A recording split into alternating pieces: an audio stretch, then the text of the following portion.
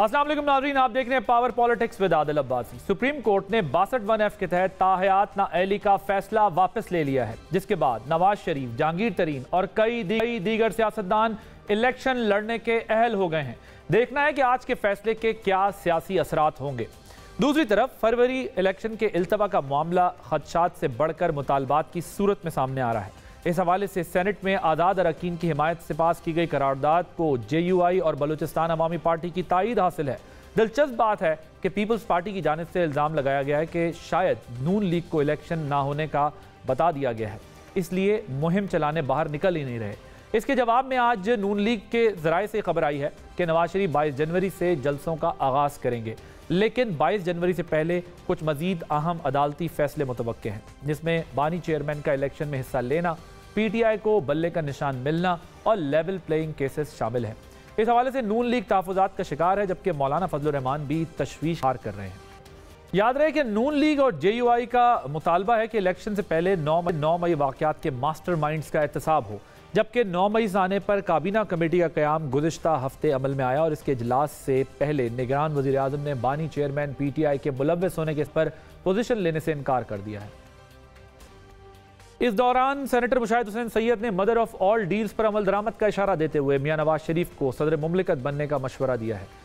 PTI के 76% कागजात नामजदगी भी कबूल हो गए हैं। क्या होने जा रहा है और क्या कुछ हो सकता है, क्या तमाम सियासी जमातें ऑन बोर्ड हैं, इन मामलात पर आज हमने बात कर। हमारे मेहमान हैं सीनियर रहनुमा पाकिस्तान पीपल्स पार्टी से चौधरी मंजूर अहमद साहब, तैमूर खान जगड़ा साहब सीनियर रहनुमा पाकिस्तान तहरीक इंसाफ के, आमिर इलियास राना साहब सीनियर सहाफ़ी हैं, तज्ज़ियाकार हैं, वो हमें ज्वाइन करेंगे। जगड़ा साहब, आज के फैसले से मियां साहब अहल हो गए हैं, what is your take on? फैसले को खुशाइन कहेंगे, बैलेंसिंग एक्ट के तौर पे ले रहे हैं, क्या लग रहा है? मियां साहब को मुबारक हो। मियां साहब के लिए 3-4 महीनों से काफ़ी खुशखबरियां आ रही है और मेरे ख्याल में पूरे पाकिस्तान में किसी को हैरत नहीं है इस फैसले पे।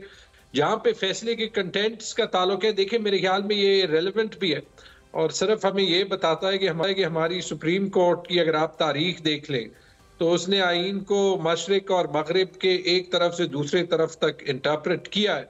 इसमें मैं कोई मैलिफाइड नहीं देखता, लेकिन ये मैं ज़रूर तवक्को करता हूँ कि जो सुप्रीम कोर्ट ने आज फैसले में कहा कि 62(1)(f) पे डिस्क्वालिफिकेशन फंडामेंटल राइट्स की वायलेशन है और ख़ास तौर पे लोगों के वोटिंग राइट्स की वायलेशन, तो यही fundamental rights I hope over the next few days supreme court uphold करेगा सारे पाकिस्तानियों के, जब बल्ले के निशान पर फैसले की बारी आएगी या जब इलेक्शन के फ्री एंड फेयर होने में सुप्रीम कोर्ट के किरदार की बारी आएगी, क्योंकि किसी और इदारे से कोई उम्मीद नहीं है। ओके, किसी और इदारे से आपको कोई उम्मीद नहीं है, सिर्फ सुप्रीम कोर्ट से उम्मीद है। लेकिन सुप्रीम कोर्ट के एक फैसले के बाद जिस किस्म की तनकीद या सोशल मीडिया के ऊपर ट्रोलिंग या जिस किस्म के बयानात आते हैं, उससे बज़ाहिर ये लगता है कि सुप्रीम कोर्ट अब जो भी फैसले दें एक फरीक के हक में और ज़ाहिर दूसरे के खिलाफ ही जा रहा होता है। लेकिन हमने देखा यह है कि पैरेलल एक जो है वो अदालत लगी हुई होती है और वहाँ से फैसले जो है वो करने या करवाने की कोशिश की जा रही होती है। तो इस माहौल में जो है वो कैसे मुकम्मल तौर पर कोई भी इदारों की भी मैं बात कर रहा हूँ, कैसे जो है वो आज़ाद रह सकेंगे, क्योंकि एक ख़ास माहौल मुल्क के अंदर बन गया पिछले कुछ सालों से। चौधरी साहब, आपके लीडर जो हैं बिलावल साहब, उन्होंने कहा था या दोनों अहल होंगे या दोनों ना अहल होंगे। मुझे ये बताइएगा कि क्या अब आपको लगता है कि बानी चेयरमैन भी अहल हो जाएंगे? देखिए, पहली बात यह है कि ये ज़िया-उल-हक के दौर में जो कॉन्स्टिट्यूशन के अंदर इंट्रूजन हुई थी वो मुख्तलिफ़ औक़ात में हमारे सामने आती रहती है। हमने 18वीं तरमीम के वक्त कहा था, उस वक्त मियां नवाज शरीफ साहब की जमात नहीं मानी थी और जब जब ये नहीं माने तब उसी चीज़ों में फंसे हैं। हमने इनको कहा कि आप ये दहशत गर्दी की अदालतें ना बनाएं, तो वो बनाई, फिर उसी में मियां साहब का ट्रायल हुआ। फिर हमने कहा ये ख़त्म करें, इन्होंने नहीं माने, फिर इसी के तहत ये डिस्क्वालीफाई हुए। फिर हमने नैब तरामीम पे कहा कि ये आप नहीं बनाया था एहतसाब कमीशन काला कानून, फिर मियां साहब ख़ुद उसी के ये नहीं माने उसमें तरामीम करने के लिए, फिर उसी के तहत सब की गिरफ्तारियाँ हुई।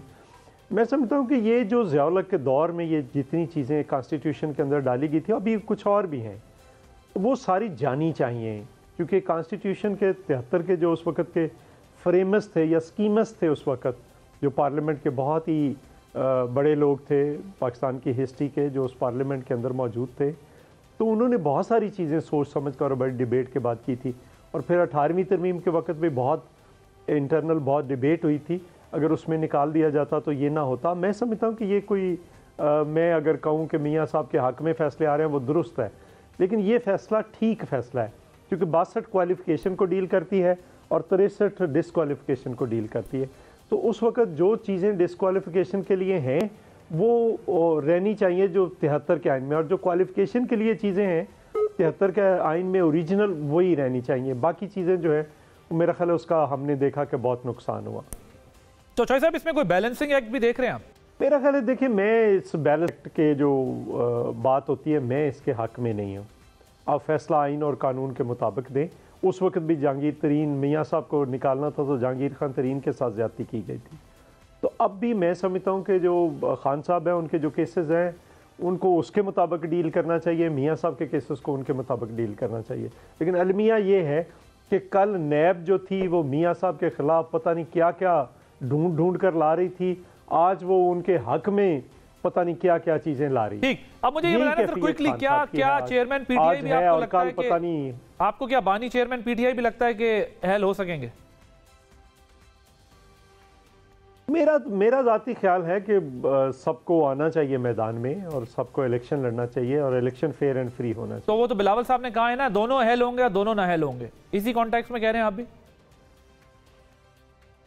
नहीं, मेरा पहले दिन से ये मौक़िफ़ है, मैं सिर्फ उनको वो होना चाहिए। आमिर राजा राना साहब आज उन्होंने कहा, जी आज उन्होंने कहा कि बिल्कुल हम नहीं चाहते ये चीज़, इस किस्म की चीज़ें जो हैं, जो कल हमारा स्टैंड था सज़ाए मौत पे, या आज वो भी आ जाए जो आज उनको सवाल हुआ। राइट। आपके आमिर रियाज राना साहब, चॉइस साहब ये कह रहे हैं कि 18वीं तरमीम में हम ये वैसे ही ख़त्म करने जा रहे थे, लेकिन उस वक्त मियाँ नवाज शरीफ का ये ख्याल था कि इसका विक्टिम कोई और होगा, मैं नहीं, लेकिन उन्होंने उसकी कॉस्ट पे की, वही विक्टिम बने। जो लॉज, नैब लॉज, एक हवाला दिया उन्होंने पूरा 90s की पॉलिटिक्स का और अभी 2008 से जो जमहूरियत चल रही है उसका। और झगड़ा साहब कह रहे हैं ठीक है, फैसला तो ठीक है, लेकिन मैं ये एक्सपेक्ट करता हूँ कि अब बल्ले का निशान भी जो है वो मिलेगा और हमें फ्री एंड फेयर इलेक्शन लड़ने का भी मौका मिलेगा। और हमारी भी तवक्कुआत अब सुप्रीम कोर्ट से, तो सुप्रीम कोर्ट हमारी तवक्कुआत पे भी पूरी उतरेगी। सिर्फ एक तरफ ऐसा ना लगे कि ये वो हो रहा है और जितना कुछ हफ्तों से रिलीफ मियाँ साहब को मिलना शुरू हुआ है तो ये कोई हैरान कुन बात नहीं है। Your take on. देखें, झगड़ा साहब की बात जो आपने, क्योंकि मैं अभी पहुँचा हूँ, तवक्कुआत पे अगर फैसले हों तो नहीं होने चाहिए, फैसले कानून और आइन पे होने चाहिए। क्योंकि उमर अता बंदयाल साहब, साकिब निसार साहब, वो आइन और कानून की बजाय तशरीही और पंचायती सिलसिला उन्होंने दूसरा, मैं आप कहने से पहले ये बात भी कर रहा था कि फैसलों के बाद फिर ट्रोलिंग भी नहीं होनी चाहिए, क्योंकि अपने हक में फैसला आ जाए तो 27 है और ना हो तो फिर ट्रोलिंग शुरू हो जाती है। ये खैर हमारे यहाँ सब पार्टियों का एक ही उसमें है, लेकिन चूँकि वो वाइब्रेंट सोशल मीडिया यूज़ करती है पीटीआई, तो ज़रा थोड़ी सी बात दूसरी हो जाती है। लेकिन इशू ये है कि जब नवाज शरीफ को सज़ा हुई, चौधरी साहब का मैंने फ़िक्रा सुना कि नैब पहले ढूंढ के ला रही थी और अब ढूंढ के दूसरा कर रही है। मेरी थोड़ी मादरत, क्योंकि नैब ने तो ये नवाज शरीफ के केस नहीं बनाए थे, ये JIT ने बनाया था। और JIT के निगरान और एहतसाब अदालत के जज थे जस्टिस एजाजुल हसन साहब, उन्होंने नैब को ये बाकायदा कहा था कि जो JIT की रिपोर्ट है इसको खोले बगैर, इस पर फीता खोले बगैर फॉरवर्डिंग लेटर लगाएं और भेज दें। वो उस तरह ही चला गया था। बाकी इंस्ट्रक्शन जो भी थी, जो JIT के लोग कर रहे थे, नैब उस तरह ले कर रहा था। अब जब हाई कोर्ट में आया था मरियम नवाज़ का केस, हम कई दफ़ा बात कर चुके, तो उन्होंने कहा बताओ ये मालकन है तो सबूत दो। उन्होंने कहा जी नहीं है। उन्होंने कहा नवाज शरीफ मालिक है तो बताओ सबूत दो कि नहीं है। तो नवाज शरीफ का केस रोक दिया था। इशू ये था कि जब नैब की इन्वेस्टिगेशन ही नहीं हुई, हम मतून तो कर रहे हैं नैब को कि भाई नैब ने और बहुत बुरे काम किए, लेकिन इस केस में उनको छेड़ने नहीं दिया गया। 62(1)(f) तो सुप्रीम कोर्ट ने खुद ही तय कर दिया था। वो तो तय था ना कि जब इस्टेब्लिशमेंट और अदलिया दोनों मिलकर खेल रहे थे। देखें ना, अब गुलजार साहब का पूरा शौक था कराची को 1950 पे लेके जाना है और वो नस्ला टावर गिरा दिया। और वो जो है इस्लामाबाद में कॉन्स्टिट्यूशन 1 जहाँ पे सारे बड़े लोगों के फ्लैट हैं, वहाँ उसको रियायतें भी दी। सही बात। वहाँ जज साहब खुद भी उसके लीगल एडवाइजर थे, वो नहीं उठे। अब ये बातें हैं ऐसी, तवक्कुआत ये होनी चाहिए कि आइन और कानून के मुताबिक जिसको जो रिलीफ मिलता है ना वो आप दीजिए। मैं, आपको याद होगा 13 नवंबर से मुस्तकिल ये बात कर रहा हूँ, जब मैंने कहा कि बल्ले का निशान मुझे इसलिए ख़तरे में नज़र आ रहा है कि नवाज शरीफ का शेर का निशान साकिब निसार साहब ने 11 रुकनी फैसले के ख़िलाफ़, मोहतरमा बेनज़ीर भुट्टो का फैसला हुआ था 88 में 11 रुकनी बेंच के, जब तक सुप्रीम कोर्ट किसी पार्टी को ख़त्म ना कर दे ना सदारत ले सकते हैं ना कुछ और कर सकते हैं। लेकिन उस वक्त साकिब निसार साहब ने खुश करना था खान साहब को, तो 3 रुकनी बेंच बना के और नवाज शरीफ की सदारत भी ले ली और निशान भी ले लिया, जब शेर का निशान सेनेट के टिकट में दिया जा चुका था। तो ये मकाफात अमल है, इसमें मैं वही कह रहा हूँ कि ये आइन कानून की कहानी हो कब रही है। आज इसकी सहूलत अमल अगर है तो फिर तो एक बैलेंसिंग एक्ट भी लग रहा है ना, मतलब कि गलती हो गई अब उसे रेक्टिफाई करने की कोशिश की जाए। वो जो गलत फैसला दिया, देखें ना 62(1)(f) पे, अब आप देखें NRO केस में 17 जजों ने फैसला दिया कि 62(1)(f) को 63 के साथ पढ़ेंगे आप, यानी 5 साल की न्यायालय बनती है। जब इसाक खाकवानी का 2015 का केस आया धरने वाला, 2014 के धरने वाला, उसमें उन्होंने कहा ये पार्लियामेंट डिटरमिनिंग करेगी। जज भी वही थे, लेकिन 2017-18 में उन्होंने आके खुद ही तय कर दिया कि जी ताहयात न्यायालय, और लिखने वाले कौन थे? मोहतरम उमर अता बंदयाल साहब। एक मिनट, फिर जब फैसल वावडा का केस आया तो उनको नजर आया कि ये ड्रैकोनियन लॉ है, तो जनाब बस आप माफी मांग ले, खत्म। तो ये तो उमर अता बंदयाल साहब वो लिख भी गए, कह भी गए, लेकिन आज 7 मेंबर है, कल अगर 9 मेंबर बैठ गए तो ये फैसला ओवरटर्न हो जाए। देखें ना, कॉन्शियसली और अनकॉन्शियसली वो तो कह गए 63 है, हमने रीराइट कर दी है, हमारी मर्जी। अब आज जज बैठे हैं 7, तो फिर ठीक है 17 बिठा लीजिएगा आप। फिर अगर पाकिस्तान ने इस तरह ही चलना है, यहाँ तो है अंग्रेजी दा दी ते पंजाबी दा दा, जिथे लगता उत्ते ला, साडा मुल्क तो उस तरह चल रहा है। राइट। अच्छा, आप जरा ये मुझे क्विकली बताइएगा, क्योंकि मैं फिर डिस्कशन जरा आगे भी ले जानी है। PMLN तो 9 मई के जो जिम्मेदार हैं उसमें चेयरमैन PTI को भी जिम्मेदार समझती है, और साथ में वो चाहते हैं कि ये कार्रवाई जल्द अज जल्द हो, इलेक्शन से पहले ये धुन छट जानी चाहिए, जो फॉग आई हुई है ना।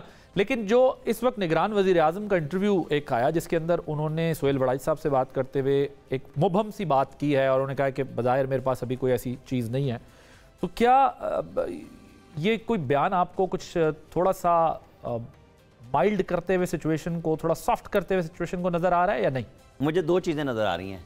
एक तरफ तो वो कह रहे हैं नहीं है, और साथ ही इंटेलिजेंस इदारों की रिपोर्ट को भी उन्होंने ज़ीरो कर दिया। हाँ, कि ज़रूरी नहीं ठीक हो कि एक इधर की आ जाती है एक उधर की आ जाती है। मेरा सवाल यह है, फार्मेशन कमांडर्स ने 7 जून को पहली प्रेस रिलीज़ 9 मई पे जारी की, उसको उठा लें। फिर फार्मेशन कमांडर्स नवंबर में एक प्रेस रिलीज़ में एक पैरा देते हैं, उसी का इयादा करते हुए। फिर कोर कमांडर्स की ब्रीफिंग्स में आता है, फिर DGI SPR की आती है, सवाल जवाब होते हैं। अगर ये सारा गलत है तो फिर फैसला करके क्लियर कर लें, और अगर नहीं है तो क्या बरतानिया में मिलिट्री कोर्ट्स की बजाय सिमरी कोर्ट नहीं चली? वहाँ फैसले नहीं दिए गए? वहाँ ट्रंप के जो लोग कैपिटल हिल पे चले गए थे, कितनी 20-20 साल की सजाएं दी गई ना। देखिए, हमारे यहाँ मसला ये है कि हमने हर चीज़ को कानून से हटके मर्जी के मुताबिक चला दिया। उसका नाइंसाफ़ी है, इंसाफ है, ये पसंद है नापसंद है, भाई आप क्लियर कीजिए। आप सुप्रीम कोर्ट के अब वो मोअज़्ज़ज़ जज हैं, उन्होंने फैसला महफूज किया हुआ है जो उन्होंने। तो आप कह रहे हैं क्लियर करना चाहिए, है नहीं है जो भी है, लेकिन इनका हवाला तो इरफान सिद्दीकी साहब ने अपने कॉलम में भी दिया है। छोटी सी बात जो वज़ीर आज़म की आपने बात की, वज़ीर आज़म साहब ने 9 मई पे वज़ीर आज़म बनने से पहले क्या प्रेस कॉन्फ्रेंस थी वो चला लें। वज़ीर आज़म बनने के बाद क्या बात की, और कल जो उन्होंने मौक़िफ़ बदला है वो क्या है? वो क्या है? हमने आपको बुलाया, आपने पूछा है ना। वो पहले कह रहे थे ये जिम्मेदार हैं, अब वो कहते हैं मुझे पता नहीं है। राइट। और वज़ीर आज़म बनने के बाद भी कहा जिम्मेदार है। जगड़ा साहब, ये निगरान वज़ीर आज़म का जो हालिया बयान है, ये यकीनन आपने देखा होगा, नज़रों से गुजरा होगा, ये कोई सिल्वर लाइनिंग नज़र आ रही है इसको आप लोगों को इस बयान के अंदर?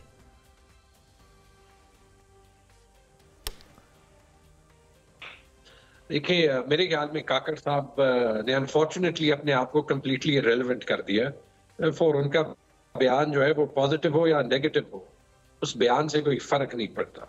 संजीदा नहीं ले रहा। काकड़ साहब ने अपना जॉब सीरियसली लेना हो, अगर काकड़ साहब ने अपना जॉब सीरियसली लेना होता तो उनकी तमाम focus free and fair elections पे होती, और जो PTI के साथ हो रहा है तो उस पे उनका एक्शन, चाहे वो KP गवर्नमेंट कर रही हो, पंजाब गवर्नमेंट कर रही हो, वो क्लियर होता। वो नहीं है तो माजरत के साथ काकड़ साहब कहे कि PTI जिम्मेदार है या PTI जिम्मेदार नहीं है, it makes no difference to me and I don't think it makes any difference to the people of Pakistan. नहीं, बट प्रॉब्लम काकड़ साहब की, आप थोड़ा पर्सनालिटी पे चले गए, लेकिन मैं वैसे बात कर रहा हूँ, if he is interim prime minister of Pakistan, वो तो फिर स्टेट की बात है ना जो वो कर रहे हैं। आप उनके बयानात को या उनको एक कॉन्टेक्स्ट में यकीनन देख रहे होंगे, या उनकी क्रेडिबिलिटी को, लेकिन जो वो बात कर रहे हैं या कर रहे थे, उस दोनों को आपने एनालाइज करना है, किसी कॉन्टेक्स्ट में देखना पड़ेगा ना। सो वो तो स्टेट की पॉलिसी होगी अगर वो कोई बात कर रहे हैं। नहीं, स्टेट के जो कवानीन है, स्टेट याद रखें कि, और मैं अक्सर ये लफ्ज इस्तेमाल करता हूं, स्टेट का मतलब सारी वो हुकूमती ढांचा होता है जो वफाक पे और सूबों पे मिल के होता है, जिसमें सियासी और एडमिनिस्ट्रेटिव ढांचे सारे होते हैं। हम अक्सर स्टेट और एस्टेब्लिशमेंट को मिला देते हैं। एक सिर्फ मैं ये क्लैरिफिकेशन देना चाहता हूँ। नहीं, मैंने तो ये डिफरेंशिएट किया ही नहीं ना, मैंने तो आपको कहा कि वो जुबान ही वो जब जी मैंने ये नहीं कहा, मैंने ये कहा है कि ऑब्वियसली इस वक्त इंटरिम प्राइम मिनिस्टर है ना। जी गो अहेड कंप्लीट कर लें। इंटरिम प्राइम मिनिस्टर का mandate day to day operation, day to day हुकूमती काम पे फोकस करना और 90 दिन में इलेक्शन कराना है। 100 शायद 150 दिन हो गए इलेक्शन नहीं हुए। जो स्टेट की एडमिनिस्ट्रेशंस का रोल था इस सारे 150 दिन में, और बिलखसूस जो नजर आया प्री पोल रिगिंग में जब नॉमिनेशन पेपर्स का फेस था, वो पाकिस्तान में नहीं सारी दुनिया के सामने, और जो इस एडमिनिस्ट्रेशन का जो अपनी मुद्दत से अभी बहुत टाइम गुजार चुकी है, जो उनकी पेटीनेस है। मिसाल के तौर पे जो मुर्तजा सुलंगी ने इमरान खान के इकोनॉमिस्ट के आर्टिकल पे तबसरे देने की कोशिश की, वो भी सारे दुनिया के सामने। तो I actually stick by it. ये मेरी काकड़ साहब के साथ कोई पर्सनल वो नहीं है, बल्कि काकड़ साहब के साथ मेरे फैमिली के ताल्लुकात भी हैं। लेकिन आप जो है जब अपने रोल से तजावज करते हैं तो आपके बयानात बेमकसद हो जाते हैं। Okay, fair enough. तो आप उनको संजीदा ही नहीं ले रहे, उनको और उनके बयानात को? वह तारीख बता देगी। ये एक संजीदा दौर पाकिस्तान के लिए जरूर है, लेकिन काकड़ साहब के बयानात के इस दौर में कोई वैल्यू नहीं होगी। ओके, चौधरी साहब, आप लोग किस तरह देख रहे हैं? क्या 9 मई के जो जिम्मेदारान हैं उनको आप इनफरादी हैसियत में देखते हैं? वो पार्टी उसके अंदर आती है, उस रेंज के अंदर आती है, उस क्राइटेरिया के अंदर, या आपको लगता है कि नहीं, ये इंडिविजुअल्स का एक्ट है, इसका पार्टी से कोई ताल्लुक नहीं है और इनको इंडिविजुअल्स को इंडिविजुअल तरीके से डील करना चाहिए? और टेक ऑन। देखिए, 2-3 चीज़ें हैं इसको देखने के लिए। पहली बात तो है, एक मैं बात करना चाहता हूँ पहले राना साहब की बात पे। देखें राना साहब, हमने ना बहुत नैब भुगती है। हमने ज़ियाउल हक का एहतसाब भुगता है, हमने मुशर्रफ का नैब भुगता है, नवाज शरीफ का एहतसाब भुगता है, इमरान खान का भुगता है। तो मेरा ये पॉइंट है कि नैब वही होती है, उसके पास कोई चीज़ नहीं होती, लेकिन 11-11 साल उसने जेलों में रखना है। जो आसफ जरदारी साहब की गर्दन काटनी है, ज़ुबान काटनी है, सबूत कुछ नहीं होता। जब अदालत में जाते हैं, अदालतें भी उस वक्त देखती हैं क्या होता है, और फिर जब कोर्ट में जाते हैं सबूत लेकर कुछ भी नहीं होता। यही मैं कह रहा हूँ कि एक टाइम होता है वो ढूंढ कर लाते हैं, दूसरे टाइम होता है कि वही नैब होता है वो ढूंढ कर लाता है कि इस बंदे को रिलीफ कैसे दिलवाना है। तो ये मेरा पॉइंट था। दूसरी बात यह है जो आदिल साहब आपका सवाल है, देखें पाकिस्तान पीपल्स पार्टी ने जब भी ये बात की है, हम बार बार क्यों कहते हैं कि प्रोटेस्ट जो है वो पीसफुल होना चाहिए। पीसफुल, उससे एक तो आपकी ताकत बढ़ती है। अगर आज 1000 बंदा है तो अगले दिन कॉन्फिडेंस आता है 2000 हो जाता है, अगले दिन 4000 हो जाता है। तो जब पीसफुल होता है तो आपकी ताकत ज़्यादा होती है। तोड़ फोड़ से आप रियासत को दावत देते हैं काएँ हमें अटैक करें।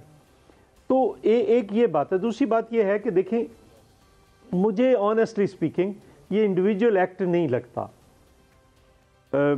इसको आप क्या मानी देंगे, लेकिन इसको हम ये बार पीपल्स पार्टी का ये मौक़िफ़ है कि जो वो करने वाले हैं उनको अलहदा कर दें, और जो पीसफुल वर्कर्स हैं, पार्टी के लीडर्स हैं, जिन्होंने इस एक्ट में हिस्सा नहीं लिया या जो बिल्कुल एक सियासी कारकुन है, उनको अलहदा करें और उनके साथ वो सलूक ना करें। उनके बारे में भी ये है कि आप दो चीजें ना, एक तो पीएमएलएन तो क्लियर कट होने समझती है कि वो इसमें पीटीआई चेयरमैन की इन्वॉल्वमेंट है, उस पर उनके बयानात, उनके तरफ से जो कुछ लिखा या बोला जा रहा है वो बड़ा वाज़ेह है।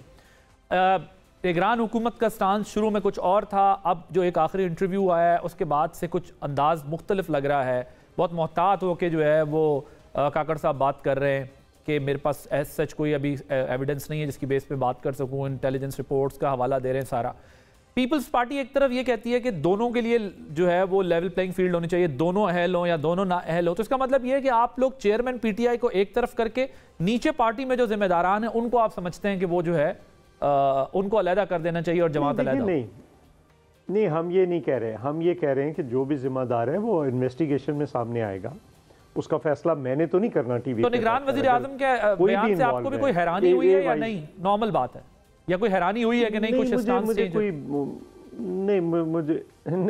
मुझे कोई हैरानी नहीं हुई उनकी स्टेटमेंट से, लेकिन मैं ये कह रहा हूँ कि आप अगर फ़र्ज़ कर लें पीपल्स पार्टी ने स्टांस लिया था कि मिलिट्री कोर्ट्स नहीं होनी चाहिए, तो आपके पास ये जो दहशतगर्दी की अदालतें हैं वो समरी ट्रायल कोर्ट्स हैं, 14 दिन में आपने वहाँ पे पेश करना है, 30 दिन में उसका फैसला होना है।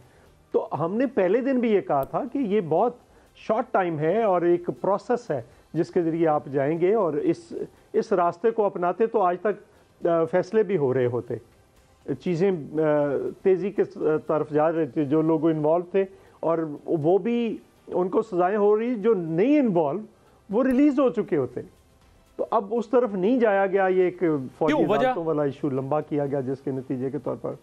अब मुझे नहीं पता क्यों उस वक्त ज़िद थी, बहस थी कि शायद ये अदालतें फैसले नहीं कर पाएंगी, और उस वक्त की अदलिया में जो लोग बैठे हुए थे उनसे लोग खाइफ थे क्या नहीं। वो भी तो बिल्कुल आउटराइटली खान साहब के साथ खड़े थे ना, जैसे बंदयाल साहब या बाकी जो चीफ जस्टिस थे, तो वो भी नहीं होना चाहिए। अलमिया ये है कि हमारे इदारों के अंदर तकसीम इतनी है कि मैंने तो जिंदगी में इससे पहले कभी इतनी तकसीम नहीं देखी सभी में। बिल्कुल ठीक, बिल्कुल सही कह रहे हैं। मेरा इस बात पे आपसे इत्तेफाक है कि पोलराइजेशन और इतनी डिवाइड है इंस्टीट्यूशंस के अंदर कि सबकी रिफ्लेक्शन अब बहुत क्लियर कट नज़र आने लगी है, और वही निज़ाम की जो है वो तबाही और बर्बादी का सबब भी दिखाई दे रहा है। एक ब्रेक लेते हैं, ब्रेक के बाद मदर ऑफ ऑल डील्स की भी बात हो रही है, क्या हो रही है ब्रेक के बाद बात करेंगे।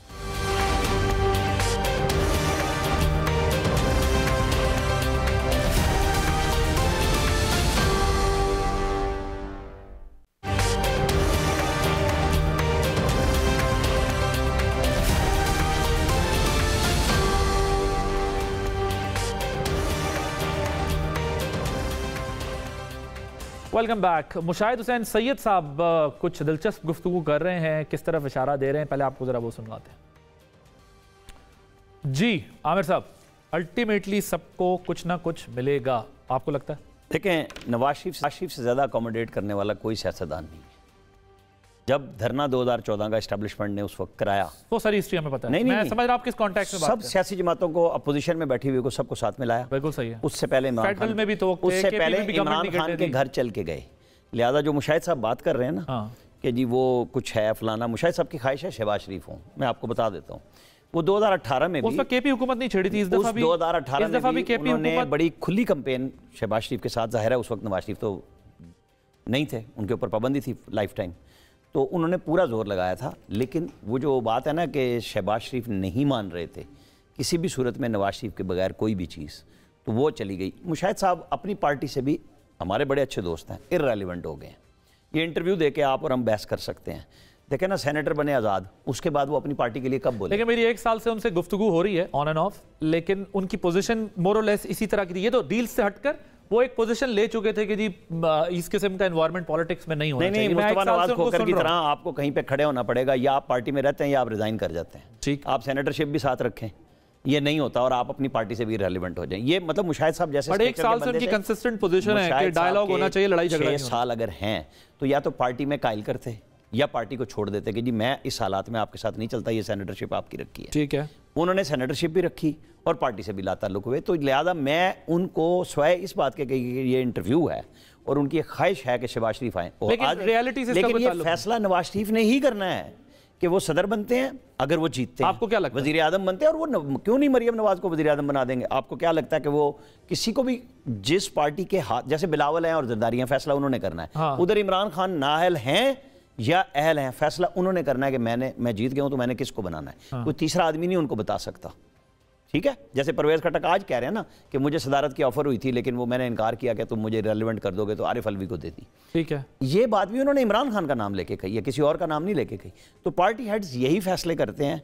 आप और हम अब देखेंगे जब उनके कल या परसों सारे टिकट्स अनाउंस हो जाएंगे। तो वो अपनी जगह आप कहते हैं कि आप उस सिर्फ एक बात से ये इत्तेफाक करते हैं, उन्होंने इंटरव्यू दे दिया, सारी चीज़ें कर दी, लेकिन आपको खुद क्या लगता है मियाँ साहब इस ऐसे किसी ऑप्शन पे गौर करेंगे अगर सब जमातों को मिलके खुद हेड ऑफ स्टेट या सदर बनना पड़ा उनको? देखें, मेरे ख्याल में सबसे पहले वो ये चाहेंगे कि जो जैसे अब सुप्रीम कोर्ट से आज वो क्लियर हो गए कि एक आखिरी हर्डल जो थी कि अचानक कोई किसी हाई कोर्ट से एक फैसला आ जाए कि जनाब आप तो इलेक्शन नहीं लड़ सकते, हम लॉ को नहीं मानते, तो हाई कोर्ट कह सकती है कि इस 5 साल वाली बात को हम नहीं मानते, तो आज वो ख़त्म हो गई। इसके बाद कोई सवाल नहीं, इलेक्शन लड़ना है उन्होंने, फैसला भी उन्होंने करना है। मैं नहीं समझता कि अभी वो, और दूसरी बात, कभी नवाज शरीफ इलेक्शन लड़ रहे थे तो किसी ने ये सवाल उठाया था कि आपका वज़ीर आज़म कौन? ये बिलावल भुट्टो और जरदारी साहब ने आपस में एक दूसरे को क्वेश्चन कर दिया और फिर बिलावल को ऑन कर दिया कि जी यही हमारे वज़ीर आज़म के उम्मीदवार। ठीक है, इमरान खान के होते हुए किसी का क्वेश्चन था कि कौन? नवाज शरीफ के होते हुए कोई क्वेश्चन रेलेवेंट है कि मियां साहब के होते हुए ये लोगों ने इन होने के लिए बात की। झगड़ा साहब, क्या ऐसी कोई ऑप्शन आप सामने आता है तो ये जो तमाम जमातों को साथ लेके चलने की बात, या केपी में जैसे 2013 में हुकूमत नहीं छेड़ी थी PMLN ने, दोबारा अगर केपी में या कोई इस तरह की स्पेस क्रिएट होती है तो आप लोग बैठेंगे इन जमातों के साथ? नहीं, वैसे मैं तो सिर्फ जो गुफ्तगू हो रही थी वो सुन रहा था, और मुझे वैसे ये बता दे कि अगर राजा रियाज के लिए PMLN इतनी अकोमोडेटिव हो सकती है, जो लीडर ऑफ द ऑपोजिशन है, तो थोड़ी सी तनकीद अगर मुशाहिद हुसैन ने कर ली तो क्या फर्क पड़ता है? जनाब, ये आमिर साहब को आप नहीं, उनकी राय है, मैं एहतराम करता हूं, मैंने अपनी राय दी है। रिवर्स स्विंग कराई है हल्की सी आपने आमिर साहब को।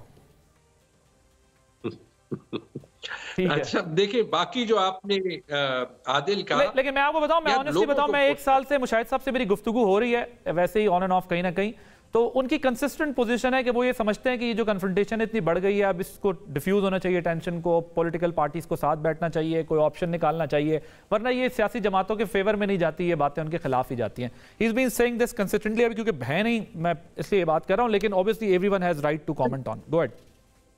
मैं आपसे आदिल एग्री करता हूं, मुशाहिद साहब ने एक स्टांस लिया है, और मुशाहिद साहब एक पुराने सियासतदान हैं जिनका ट्रेडिशनली हमेशा इतना इंडिपेंडेंट स्टांस नहीं होता था। मेरे ख्याल में इसको अप्रिसिएट करना चाहिए।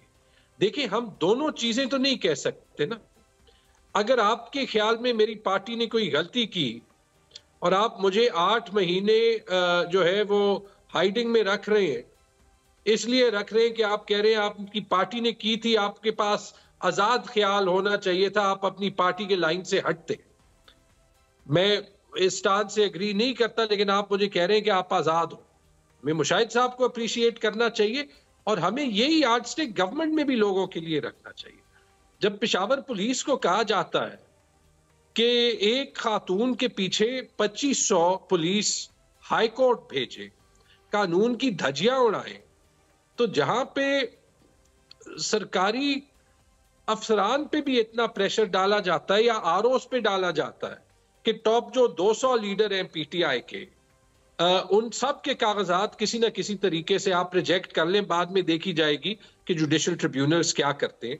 तो आप मुझे बता दें कि उनको क्या करना चाहिए, ये सवाल तो बनता है ना। जो बाकी आपने बात की लोगों के साथ बैठने की, फ्री एंड फेयर इलेक्शन होने दें, जो भी रिजल्ट पाकिस्तान के अवाम को कबूल हो, वो पाकिस्तान में हर ओपिनियन मेकर, हर पावर ब्रोकर, हर फोर्स को कबूल होना चाहिए। इसमें कौन सी कॉम्प्लेक्स बात है? इसमें कॉम्प्लेक्सिटी ये है ना कि जी आप लोग उनको कहते हैं ये चोर डाकू हैं, हम इनके साथ नहीं बैठेंगे। पार्लियामान में आप उनसे मुलाकात करने को तैयार नहीं होते हैं। कश्मीर के इशू पे आप उनके साथ बैठ के डायलॉग करने को तैयार नहीं होते हैं। उनके साथ आप बड़े बड़े इवेंट्स पे एक ऑब्वियसली ट्रस्ट डेफिसिट तो है ना, और साथ में ये भी बात की जाती है कि हम हर तरीके से भी अगर मैनेजमेंट की कोशिश कर लें तो खान साहब किसी सूरत तैयार नहीं होते। सिर्फ अनटिल अनलेस के कुछ लोग टूट के PTI के अंदर आ जाएं या हुकूमत का हिस्सा चंद लोग अगर बन जाएं तो इट्स फाइन, लेकिन एज पॉलिटिकल पार्टी तो वो दोनों पार्टीज को चोर डकैत समझते हैं, एक्सेप्ट नहीं करते। नहीं, चाहे लोग तैयार हो ना तैयार हो, खान साहब अगर खुद नहीं मिले, हमारी पार्टी हमेशा मिली और एंगेज किया। फिलहाल तो हम ये देख सकते हैं तो मुस्तकबिल में भी आप लोग मिल सकते हैं। पाकिस्तान की बेशतर पार्टियां बिल्कुल जमहूरियत पे मिल सकते हैं, रूल ऑफ लॉ पे मिल सकते हैं। जो अलायंस बिल्डिंग की बात है, अलायंस बिल्डिंग जरूरी नहीं है कि उसमें सारी पार्टीज एक होके एक साथ ही हुकूमत कर ले। ये जमहूरियत की रूह नहीं होती। जमहूरियत में गवर्नमेंट होती है, ऑपोजिशन होती है, वो चेक एंड बैलेंस होता है और तनकीद, कड़ी तनकीद होती है। राइट। लेकिन अगर आप यही यार्डस्टिक इस्तेमाल कर लें तो सबसे पहले नवाज शरीफ को और पीएमएलएन को इस क्राइसिस में कहना चाहिए था कि पीटीआई के साथ ज्यादती हो रही है, हम समझते हैं हमारे साथ हुई है, इसलिए हम किसी और के साथ ये नहीं देख सकते। जो उनका रोल था वो ज्यादती करने का, वो नहीं करना चाहिए था। इसलिए मेरे ख्याल में नवाज शरीफ की नाअहली की रिवर्सल उनके लिए बेमानी है, क्योंकि उनकी सियासत खत्म हो चुकी है, वो जो भी कर ले। राइट जी। चौधरी साहब, आपको क्या लगता है, ये तीनों बड़ी जमातों को अकोमोडेट करना पड़ेगा, मुशाहिद साहब कह रहे हैं, और ये कौमी सलामती का भी तकाजा है, ये जो चीज़ें हैं, आप लोगों की भी एक पोजीशन है पीपल्स पार्टी की कि भाई सबको लेवल प्लेइंग फील्ड मिले, लेकिन ये तो कुछ और बात कर रहे हैं, ये तो इशारा दे रहे हैं कि सबको थोड़ा थोड़ा हिस्सा मिलना चाहिए या मिलेगा, इसी तरह ये मामला आगे चल सकता है वरना नहीं चलेगा। How do you see it? देखिए, जो बात उन्होंने की कि डिफ्यूज़ होनी चाहिए वो तो होनी चाहिए। पाकिस्तान पीपल्स पार्टी ने हमेशा दूसरी पार्टियों के साथ बैठकर ये चीज़ें की हैं। आपको याद होगा जब एमआरडी बनी थी तो उस वक़्त उन लोगों के साथ भी बैठे थी, पाकिस्तान पीपल्स पार्टी बैठ गई थी जिन्होंने जुल्फ़िकार अली भुट्टो शहीद की फांसी की अपीलें की थी या जलसों में कहा था। तो पाकिस्तान पीपल्स पार्टी ने तो हमेशा ये बात की है। दूसरी बात ये है कि जो अभी बात कर रहे हैं, मैं उससे सबको हिस्सा मिलना चाहिए, ये नहीं होना चाहिए। आप सबको एक जैसा माहौल फराहम करें ना, उसके बाद देखते हैं। जैसे लोग ये अभी बता रहे हैं जैसे कोई मियां नवाज शरीफ प्राइम मिनिस्टर बना दिए गए हैं, ऐसी कोई सूरत हाल नहीं है। वो 100 सीट बकौल उनके टारगेट करके बैठे हैं, हम 135-40 टारगेट करके बैठे हैं, नेचुरली पीटीआई भी इतनी करके बैठी होगी। तो ये फ़ैसला तो बाद में होना है, कौन कितनी सीटें लेता है। अगर हम 50 के करीब सीटें प्लस माइनस वहाँ से ले लेते हैं, फिर पंजाब से लेते हैं, केपी से लेते हैं या बलूचिस्तान से लेते हैं, तो पीपल्स पार्टी जब 100 के करीब जाती है या 80 क्रॉस करती है तो फिर पीपल्स पार्टी सीरियस कंटेंडर बन जाती है। अब मेरे ख्याल के मुताबिक सभी पार्टियों ने इलेक्शन में हिस्सा लेना है, सभी ने सीटें भी लेनी है। अब 3 मेजर पार्टीज़ हैं, पीपल्स पार्टी है, पीएमएलएन है, पीटीआई है। अब बाकी छोटी इत्तेहादी भी इम्पॉर्टेंट होंगे, लेकिन बड़े इत्तेहादियों में से कोई 2 जमातें मिलेंगी। अब हो सकता है मुस्लिम लीग नून और पीटीआई मिलके बना लें, और अगर वो नहीं मिलके बनाते तो फिर पाकिस्तान पीपल्स पार्टी के साथ पास ज़्यादा चांसेस होंगे अपनी हुकूमत बनाने के मरकज़ के अंदर। तो बाकी फिर देखते हैं चीज़ें कैसे आगे बढ़ती हैं। ये पंजाब में जो टिकटों का मसला बना हुआ है, क्या इसी वजह से कि पावर शेयरिंग जो है वो उसका फॉर्मूला नहीं बन पाया अभी तक?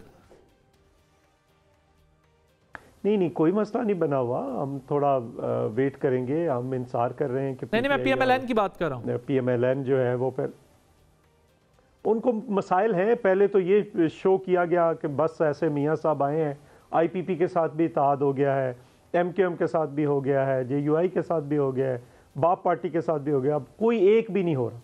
और फिर ख़ुद उनके इंटरनल भी इश्यूज हैं, होते हैं पार्टियों के अंदर, वो ये नहीं है कि नहीं होते। जैसे सीट एडजस्टमेंट हुई है, ये नया जो आया है, ये हल्का बंदी हुई है, तो उसमें शेख रोयल असगर और अयाज सादक साहब एक ही हल्के में आ गए हैं। इस किस्म के कई इश्यूज हैं, लेकिन मेरा ख्याल है वो जल्दी उनको अनाउंस करने चाहिए और फिर उसके बाद देखते हैं। राइट, एक ब्रेक लेंगे, ब्रेक के बाद फिर मज़ीद बात करेंगे कि मियाँ साहब जो है अभी तक अपनी इंतखाबी मुहिम क्यों नहीं शुरू कर रहे। ब्रेक के बाद से बात होगी।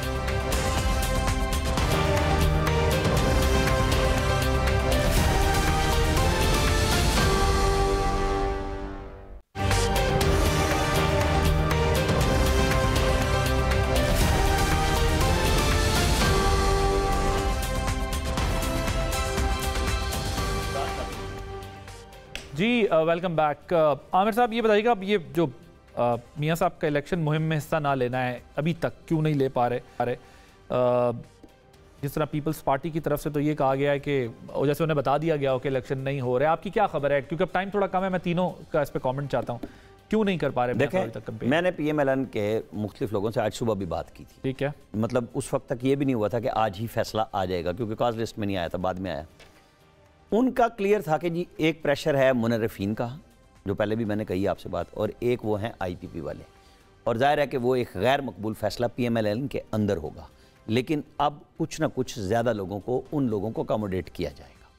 एक कड़वी गोली जो है वो मियाँ साहब को निगलनी है। कितनी % वो निगलते हैं ये टिकट के अनाउंसमेंट पे। दूसरा ये है कि चूंकि कंपेन डल है, आप उसको कह सकते हैं कि ये फैसला भी आखिरी एक मियाँ साहब के जहन में होगा कि मैं इधर शुरू हूँ और उधर कोई और कुछ फैसला आ जाए। हाँ। तो ये भी क्लैरिटी हो गई और टिकट्स उन्होंने फाइनल कर लिए हुए हैं कैंडिडेट्स को आज रात, कल सुबह, परसों तक, क्योंकि देखें 13 को तो जमा होने हैं टिकट मैक्सिमम, तो 11 तारीख तक तो फाइनल टिकट आ जाएंगे। उसके बाद निकलें नहीं, उस अब जल्द से जुलूस आज रात या कल सुबह तक अनाउंसमेंट आ जाएंगी जलसों की। उन्होंने प्लान सारे किए हुए हैं, सोशल मीडिया पे वो नहीं गए, उसमें सागदार शायद रुकावट बने हैं कुछ चीज़ों के, पैसों के ऊपर या कोई चीज़ों की, कि भाई अभी तक कंपेन नहीं शुरू की उन्होंने कहीं पे भी। जाहिर है पार्टी मीडिया को कंपेन करनी है ना। ये मियाँ साहब के जल्द से जुलूस ना करने को पीपल्स पार्टी को क्यों खदशा है कि वो जो है इलेक्शन ही ना हो या क्या हो, क्यों पीपल्स पार्टी की रिजर्वेशन है इस मामले में? देखिए ना, पीपल्स पार्टी तो पहली पार्टी है जिसने सबसे पहले डेट डिमांड की, फिर शेड्यूल डिमांड किया, फिर सबसे पहले मैनिफेस्टो के 10 पॉइंट्स दिए, फिर सबसे पहले जो है प्राइम मिनिस्टरशिप का कैंडिडेट अनाउंस किया। तो हम तो प्रिपेयर हैं। एक जमात कर नहीं रही, एक को करने नहीं दी जा रही, तो ये क्या हो रहा है? एक कन्फ्यूजन है। हम जिसके पास जाते हैं इलेक्शन लड़ने वोट के लिए, वो पहला ये सवाल करता है कि बताएं इलेक्शन होने कि नहीं होने। हाँ, ये कन्फ्यूजन रखी जाती है समटाइम्स। मियाँ साहब को जब भी कोई फ़ायदा पहुंचाना होता है तो उस वक्त कन्फ्यूजन तो रखी जाती है। कभी असम्बलियाँ डिसॉल्व हो जाती थी, मोहतरमा बेनज़ीर भुट्टो की बहाल होंगी। तो आप कह रहे हैं सिस्टम को जानबूझ के कंफ्यूज रखा गया है ताकि मियाँ साहब उसके बेनिफिशियरी हो सके? जी बिल्कुल राइट। झगड़ा साहब, आपको तो सूट कर रहा है। मौलाना साहब भी वेदर और लॉ एंड ऑर्डर सिचुएशन की वजह से कह रहे हैं कि इलेक्शन जो है अगर आगे चला जाए कोई हर्ज नहीं है। मियाँ साहब भी अभी तक नहीं निकल रहे और सोशल मीडिया पे आप लोगों की तो मुहिम जारी है। तो पॉलिटिकली तो ये, और सबसे ज़्यादा कागजात नामजदगी मंजूर भी आप लोगों के हो गए। तो फिर मुझे ये बताएं, फिर आप लोगों के लिए तो बड़ी विन विन सी सिचुएशन है, फिर घबराहट या परेशानी किस बात की? नहीं, इलेक्शंस तो हर हाल में होने चाहिए। और जहां तक बात है मियाँ साहब के जलसों की, या जैसे आपने सोशल मीडिया पे कहा, मुझे 2 बातें कहने की जो है वो इजाजत थी। एक तो सुप्रीम कोर्ट पे अभी भी लाजिम है कि ये फ्री एंड फेयर माहौल पहुंचे। उन पे तनकीद होती है, जैसे चौधरी मंजूर साहब ने कहा, ये तनकीद सारी पार्टीज करते हैं, जो इंडिविजुअल्स करते हैं गलत करते हैं, नहीं करनी चाहिए। मियाँ साहब ने 80 दिन मॉडल टाउन के कॉन्फ्रेंस रूम से एक कदम नहीं निकाला, इसके बावजूद कि उनके लिए प्लेइंग फील्ड भी खाली है। और क्यों उनके लिए सर वक्त खत्म हो रहा है, क्यों? मुझे इसका जवाब दीजिएगा। मतलब मैं तो दोनों को यही नसीहत दूंगा कि if you can't stand the heat, get out of the kitchen. बावर्ची खाने में अगर गर्मी आप नहीं सह सकते तो फिर बाहर ही कोर्ट से मुतासिर लग रहे हैं आप भी मुझे, कोर्ट से मुतासिर लग रहे हैं, कोर्ट से मुतासिर लग रहे हैं आप भी मुझे। Thank you so much Taimur Khan, Jhagra साहब, चौधरी मंजूर साहब, आमिर इलियास राणा साहब, आप तीनों को बहुत। आदिल अब्बासी को इजाजत दीजिए। अल्लाह हाफिज।